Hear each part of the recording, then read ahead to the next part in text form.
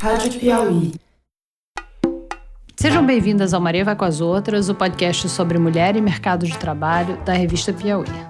Nessa terceira temporada, vocês já sabem, o tema é grandes temas relacionados à mulher e mercado de trabalho. E o tema de hoje é incontornável quando a gente fala em mulher e mercado de trabalho. A gente vai falar de maternidade e não maternidade. A gente já tocou nesse assunto nas duas primeiras temporadas.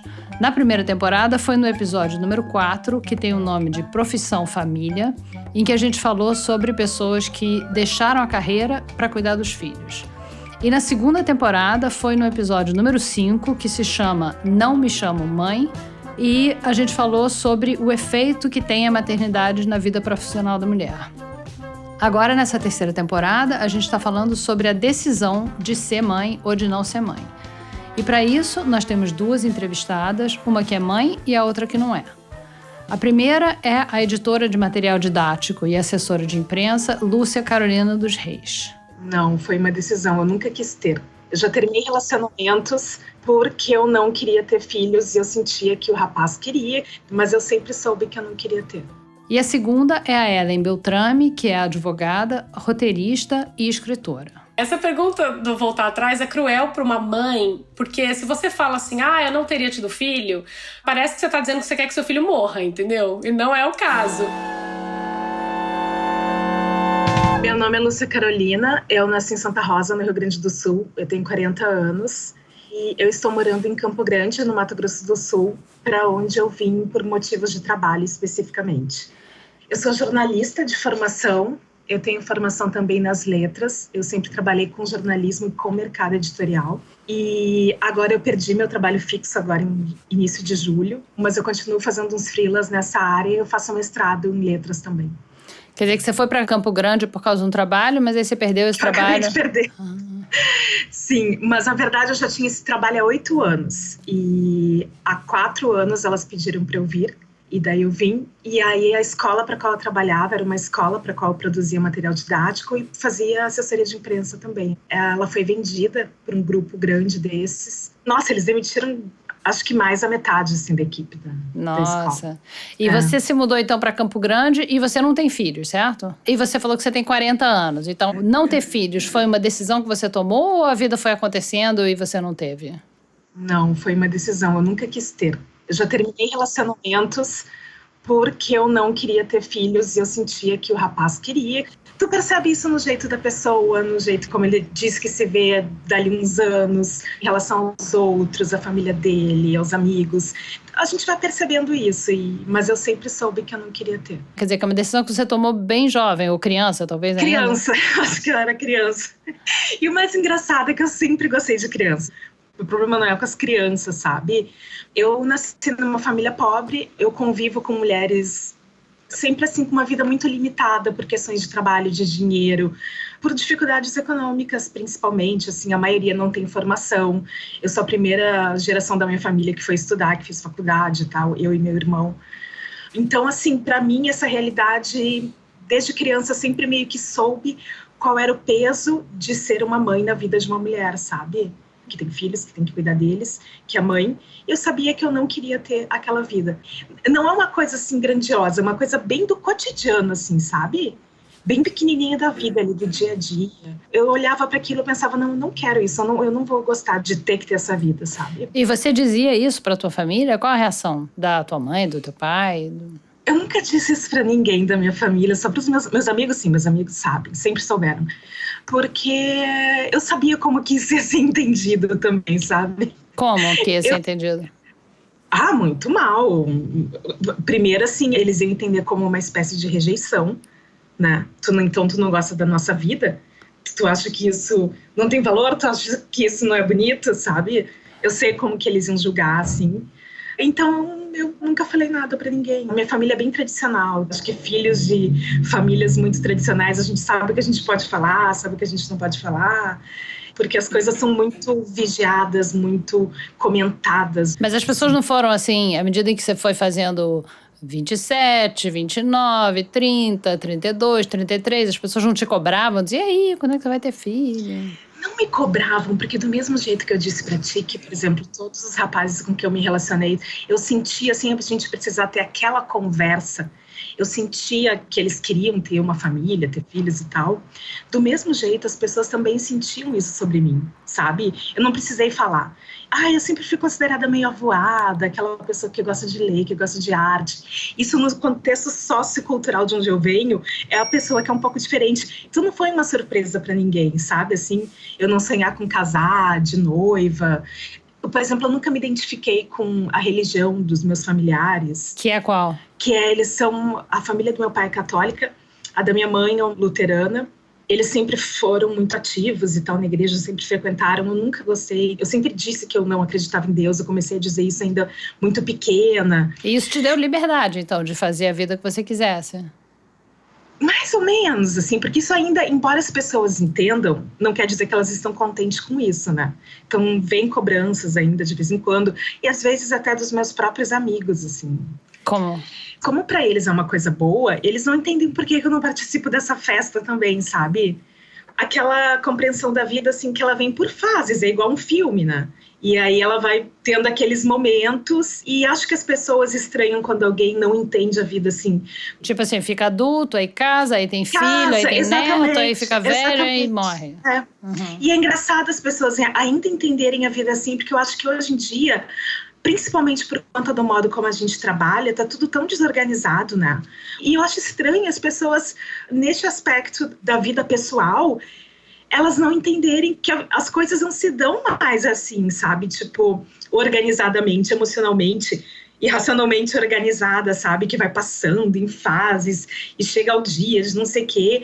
Eu não vejo a vida mais assim há muito tempo, sabe? E agora aí, que você tá em Campo Grande, eu não sei como é Campo Grande. É diferente, você morava... Você não nasceu em Santa saber. Não, conta, eu quero saber sim. Gri, aqui... assim, ó, os meus amigos falam que eu me exilei aqui. Eu estou no Alto Exílio.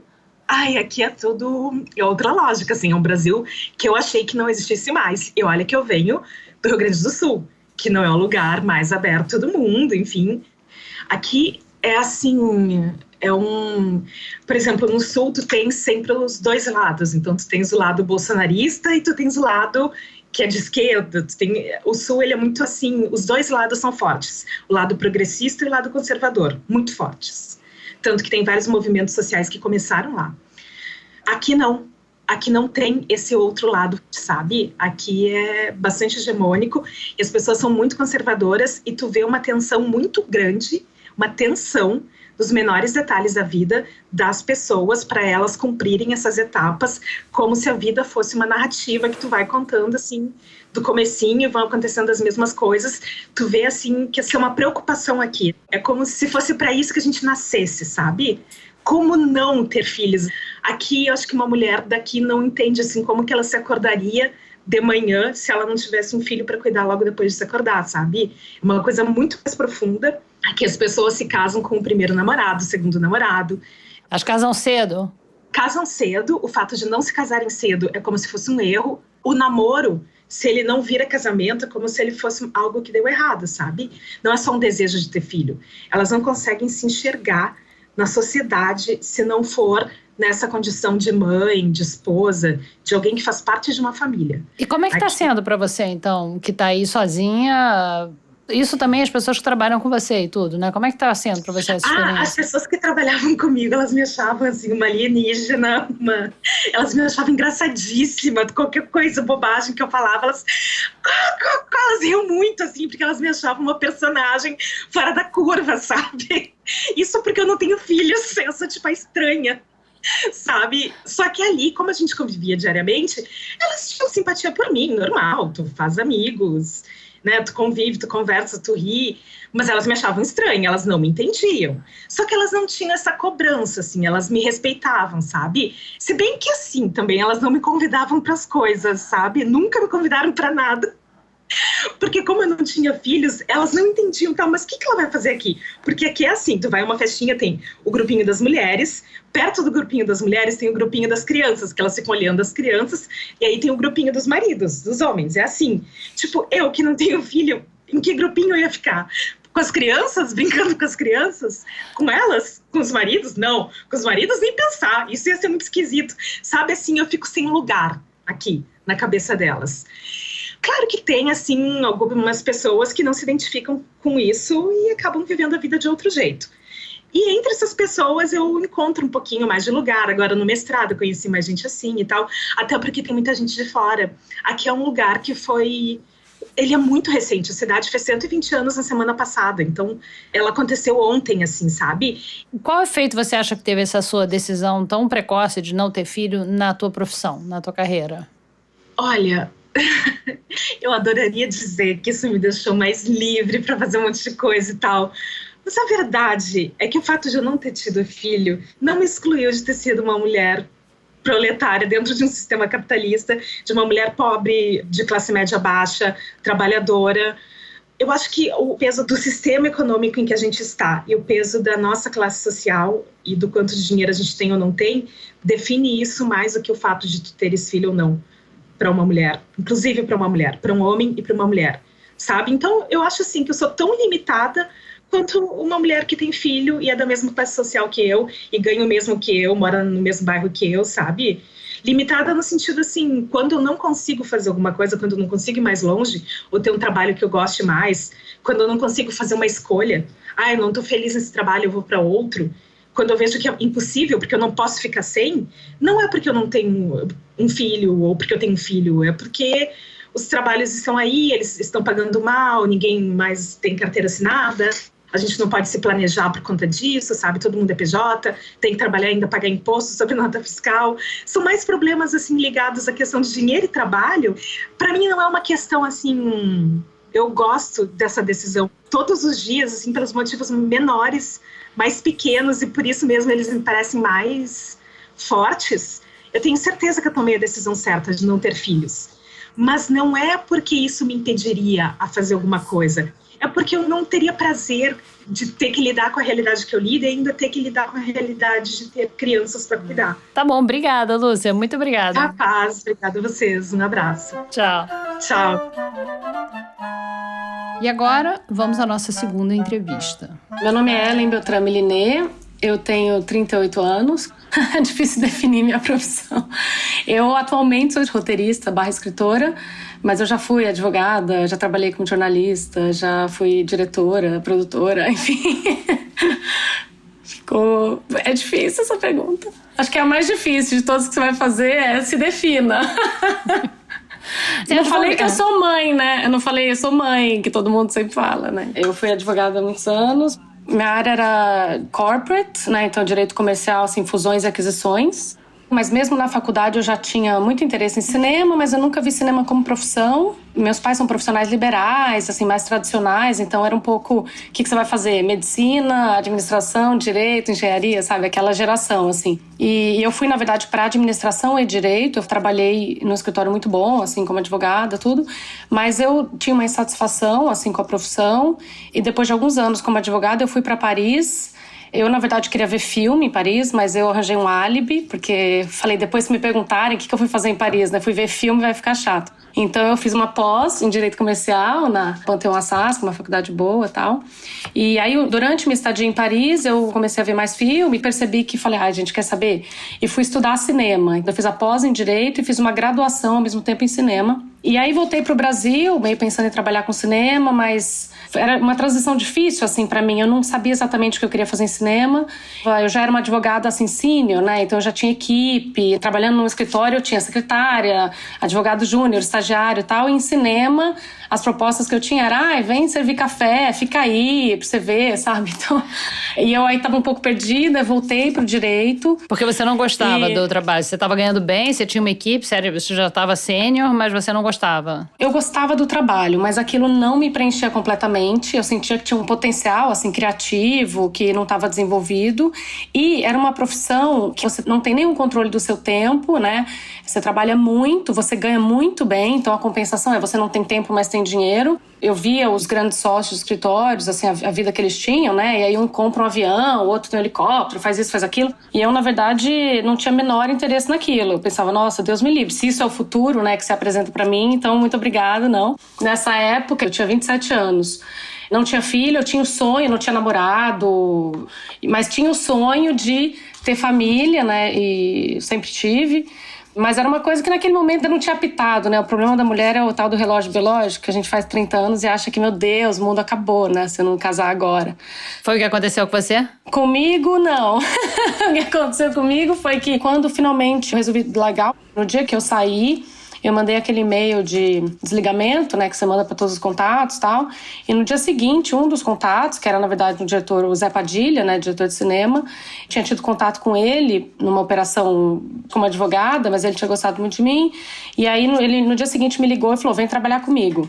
Aí depois de 2 anos lá com o Zé, fazendo isso, eu fui meio que virando, sabe? Você vai migrando, de repente você é a pessoa que toca os projetos, né, na produtora. Eu falei, ai, gente, mas... Não era isso, falei, né? Zé, não era isso. Eu falei, Zé, não larguei pra fazer isso. Aí ele falou assim, o que você quer fazer? Eu falei, quero escrever. Aí ele falou, então vamos lá, vou te dar um filme. Aí ele me contratou, na verdade, pra escrever um roteiro. Aí ele me testou um pouco em alguns projetos, né? E aí realmente falei, bom, ótimo, então agora eu vou trabalhar com cinema depois de tantos anos, né? Porque aí eu falei, bom, mas se é pra trabalhar com cinema, eu posso fazer isso de qualquer lugar, então eu vou pra Paris de novo. Aí o que aconteceu em Paris foi o seguinte, eu sempre fui cinéfila e fanática por Ingmar Bergman. Ele é meu diretor favorito. E eu tinha um sonho, assim, em 2001, eu fui pra Suécia pela primeira vez, eu tinha 21 anos. Aí quando eu vim, eu fui pra ilha. A gente fala em português Faro, né, em sueco fala Fora. Que é a ilha onde ele morava, onde ele rodou 7 filmes. E eu fui lá conhecer, porque a ilha também era uma coisa mítica, assim, né? Porque a pessoa que gosta de Bergman sabe da ilha. Aí, enfim, fui. Mas quando eu fui pra ilha, você vai dar risada no que eu vou falar agora, mas eu senti uma coisa muito forte chegando na ilha, e era inverno, tava escuro, não dava pra ver nada. Então não é que eu vi uma coisa e falei, nossa, que demais. Daqui, sei lá, não tem pra onde ir. Então eu meio que encontrei uma paz, assim, lá. A partir dessa viagem, eu fiquei com esse sonho de que eu ia envelhecer na Ilha de Faro, entendeu?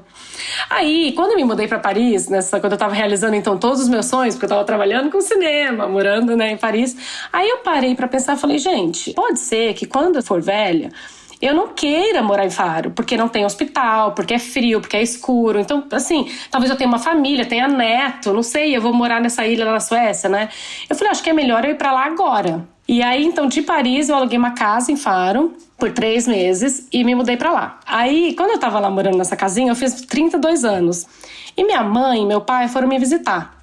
Aí minha mãe falou assim, filha, você quer ainda? Você ainda tem esse sonho de casar, de ter filho, né? Eu falei, quero, mãe. Aí ela falou assim, olha, mas assim, você tá fazendo 32 anos, você mora numa ilha na Suécia de 500 habitantes, numa casa, você só vê ovelhas, você não encontra nem seres humanos durante o dia, assim, não vai acontecer, entendeu? Você tá dificultando bastante as coisas pra você mesmo. Só que eu tava tão feliz, assim, de estar realizando meu sonho, sabe? Que eu falei assim, ai mãe, vai dar tudo certo, vai dar tudo certo, não vou me preocupar com isso agora, assim. E aí foi nesse momento, nesse estado de espírito, a vida muito curiosa, que eu conheci o meu marido. Aí, enfim, a gente se conheceu, aí foi aquele negócio de... Falei, bom, então vou me mudar definitivamente pra Suécia, né? Porque a gente já, de cara, assim, a gente já não se separou nunca mais, a gente já... Vamos ficar junto, e a gente já queria ter filho, a gente já, enfim, já foi aquela conjunção de expectativas e potenciais e tudo. E aí, me mudei pra Suécia, aí me mudei pra Estocolmo. Aí entra na questão família, que é, a gente sempre quis, né? Ele sempre quis ter filho, eu também. Salvo o melhor juízo, meu. E... Como assim, salvo o melhor juízo? Não, porque a minha questão toda com a maternidade, eu acho que é esse despreparo que eu acho que nós todos temos sobre o que é maternidade, por que a gente tem essa fantasia de ter filho. Hoje em dia me escapa completamente. O que te escapa hoje em dia? Como que fizeram esse brainwash tão completo e absoluto, com uma parcela tão grande da humanidade, entendeu? Que todo mundo acha que é um passo natural na sua vida, tão certo quanto nascer e morrer, é procriar, entendeu? Eu nunca parei pra questionar, mas peraí, né? Como que vai ser a vida depois disso? Como que é ser mãe e tudo? E aí, o que aconteceu? Vocês resolveram ter filho aí? E aí a gente começou a tentar e a gente não conseguia, não engravidava. Aí fomos fazer exames, 2, para ver o que era. E a gente teve um diagnóstico de que a gente ia ter que fazer in vitro. E aí foi um momento em que eu falei, Iona, se a gente tivesse nascido 50 anos atrás, nós seríamos um daqueles casais que não tem filho, que nunca teve. Talvez seja um sinal pra gente não ter. Mas meu marido era pior que eu. Ele, não, imagina, vamos tentar. Se não der certo, aí a gente reavalia, mas vamos tentar e tal. Fui no médico lá, muito ponderado, muito razoável, assim. Ele me preparou, assim, para um processo que seria super longo e que não é sempre que dá certo de cara. Toma muito hormônio, tem reação e tudo aquilo, né? Eu tive nada. Tive uma gestação super tranquila, tive um parto super tranquilo. Minha filha nasceu no exato dia em que fez 40 semanas. Parto normal? Parto normal. Minha filha nasceu em 20 minutos. Não tomei anestesia, não tomei nada. Nasceu assim, parto que nem de bicho, sabe? Nossa, que ótimo. Então, assim, eu dei muita sorte em tudo. É por isso que eu tô pagando meus pecados com a minha filha, entendeu? Porque o resto tudo eu dei muita sorte. E por que pagar os seus pecados? O que você quer dizer com isso? Olha, eu cresci no Brasil, né? Eu sou uma pessoa privilegiada, então em volta de mim todo mundo sempre teve babá, empregada. No meu imaginário, ser mãe era: você tem um filho, você fica 3 meses em casa de licença, amamentando, depois disso você volta pro trabalho e vida que segue, entendeu? Essa era a minha expectativa. E eu não poderia estar mais enganada, né?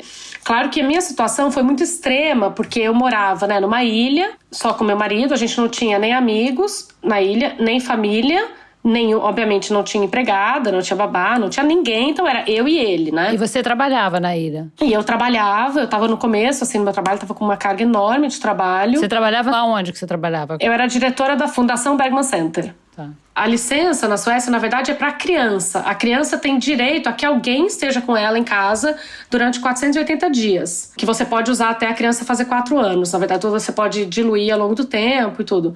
E a gente decidiu que meu marido ia ficar em casa 1 ano. E aí, como eu trabalhava na ilha, e era muito fácil, né? Então, meu marido estava em casa, então ele levava. Eu amamentei 11 meses, ele levava ela para mim, para a fundação, eu amamentava, devolvia, ele cuidava. Mas nossa filha dormiu a primeira noite inteira recentemente. Ela vai fazer 4 anos mês que vem. Então, a gente passou esses 2 primeiros anos, que foram os anos em que a gente estava na ilha, né? Sem nenhum apoio.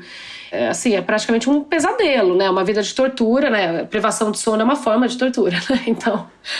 Então a gente ficou 2 anos nos quais a gente não teve nenhuma noite inteira, não tinha como um dos dois sair, a gente não tinha, vamos jantar hoje juntos para dar uma relaxada, tal, não existia, porque não tinha com quem deixar.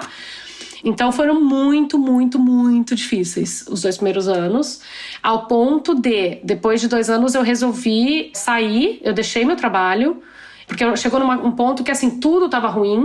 O trabalho tava ruim, com a minha filha tava ruim, o casamento tava ruim. Sabe, quando nada tava funcionando e eu não sabia qual era o problema, eu falei, gente, eu quero dar um check-out da minha própria vida, sabe? Não sei, tá tudo errado. E aí eu fiz isso, eu fui pro Japão 10 dias pra ouvir meu pensamento. Sozinha. E aí lembrei, aí existia a Ellen, ouvi minha voz, falei, gente, estou viva, por debaixo de todas essas obrigações de trabalho, de maternidade, de esposa, de tudo, existe a Ellen que sonhou com essa vida, lembra? O que te surpreendeu, então, na maternidade, fora o fato de que criança não dorme? Nossa, muita coisa. Eu acho que obviamente, tem uma questão de expectativa. Assim, eu comparo com meu marido, que ele foi criado na cultura sueca, né? Então tem coisas que pra ele são muito simples e fáceis e é assim que faz mesmo, e pra mim não. Por exemplo? Exemplo, cozinhar segurando a criança no colo, entendeu? Ele consegue cozinhar segurando a criança? Ele consegue. Ele sabe o que fazer pra entreter uma criança de 3 meses enquanto ele precisa fazer outra coisa. Eu não, eu sei contratar uma babá, entendeu? Isso eu sei fazer, eu faria muito bem, contrataria uma profissional ótima. Mas eu não sei o que fazer, eu nem gosto tanto de beber, na verdade, entendeu?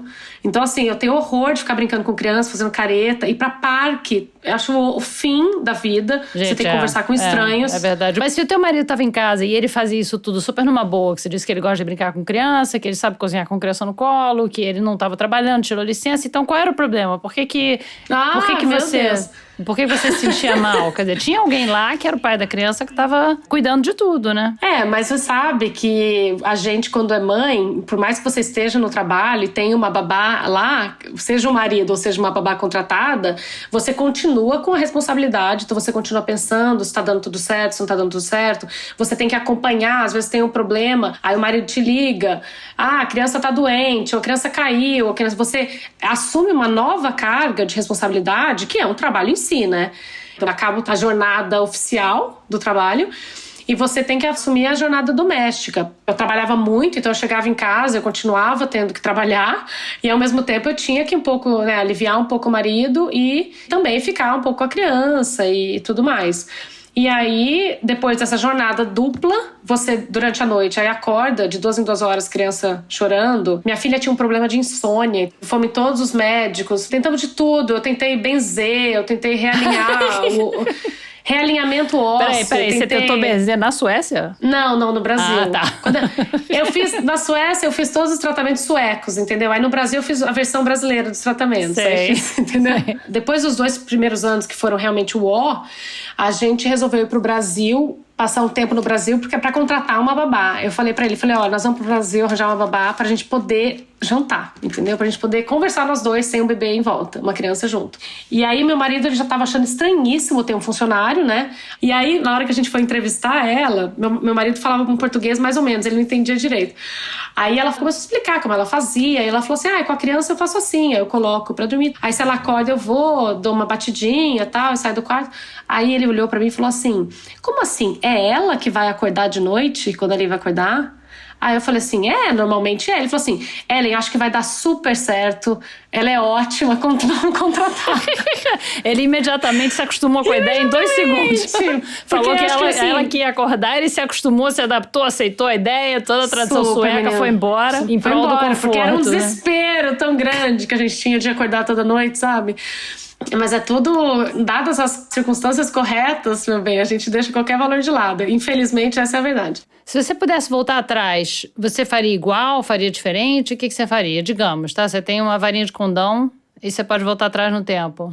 Essa pergunta do voltar atrás é cruel para uma mãe, porque se você fala assim, eu não teria tido filho, parece que você tá dizendo que você quer que seu filho morra, entendeu? E não é o caso. Mas eu acho que talvez eu não seja a melhor pessoa para ter filho. Eu acho que, assim, tem muitas pessoas que têm alguns traços de personalidade que combinam muito com a maternidade. Eu não sou uma dessas pessoas. Eu gosto muito de silêncio, eu gosto de ficar sozinha. Eu tenho muita, assim, é difícil, né, com a vida familiar. Eu acho que isso se aplica, então, à maternidade, mas também à família. Tô casada. A família que se diz ao casamento. Ao casamento. Isso também se aplica ao casamento, porque é difícil, né? Assim, manter um casamento é muito trabalho, né? É um trabalho adicional. Então, na verdade, você tem um trabalho como mãe, um trabalho para manter o casamento, o seu trabalho para existir com as suas questões existenciais e o seu trabalho que você faz profissionalmente para ganhar dinheiro. Então, assim, é uma carga realmente bastante pesada, eu acho. Então, você acha que se você pudesse voltar atrás, você seria uma pessoa que ia ficar sozinha? Quer dizer, você não ia casar, acho, né? Assim, muitas pessoas vão me matar de ouvir isso, meu marido incluído. Eu acho que não, mas, assim, eu acho que não. Acho que tem muita gente que pensa assim, mas não fala. Não, eu realmente, quando eu olho pra trás na minha vida, eu acho que o momento em que eu fui mais feliz era quando eu tava morando na ilha, antes de eu conhecer meu marido. E eu e meu marido somos muito diferentes também como pessoas, que é a razão pela qual eu casei com ele. Como assim? Meu marido é um cara mais leve, entendeu? Ele é uma pessoa boa praça, eu sou neurótica, eu sou chata, entendeu? Complicada. E foi isso que atraiu você a ele, essa personalidade? Eu casei com ele porque ele me acomodava, sabe? Porque eu sentia que com ele eu podia ser como eu sou, sem que ninguém reclamasse, assim. Esse é um bom motivo, hein? Eu acho o motivo. Tá bom. Obrigada, Ellen. Muito obrigada pela entrevista. Branca. Boa sorte aí em Estocolmo. Não morre de frio, não. Obrigada. E boa sorte no Rio aí com as catástrofes todas. Obrigada. Tá bom? Tchau. Esse foi o 3º episódio dessa 3ª temporada do Maria Vai com as Outras. Nessa temporada, além do episódio que sai a cada 15 dias, a gente também tem soltado no feed alguns bônus para continuar o debate. E como o debate também não acaba quando você ouve o programa, vem conversar com a gente nas redes sociais do Maria. A gente está no Facebook, num grupo todo nosso, hospedado dentro da fanpage da revista Piauí, e também no Twitter e no Instagram. A gente é @MVCO Podcast. Vocês também podem falar com a gente por e-mail no mariavaicomasotras@revistapiauí.com.br. E isso foi o que fez a Giovanna Alencar, que disse o seguinte: desculpe o meu delay em comentar um episódio antigo. Tirei o dia para escutar alguns que não havia escutado. O tema de menstruação me deixou empolgada, pois é um assunto que eu penso bastante sobre. Não só por ser mulher, mas por ver tanto tabu em torno de algo tão natural.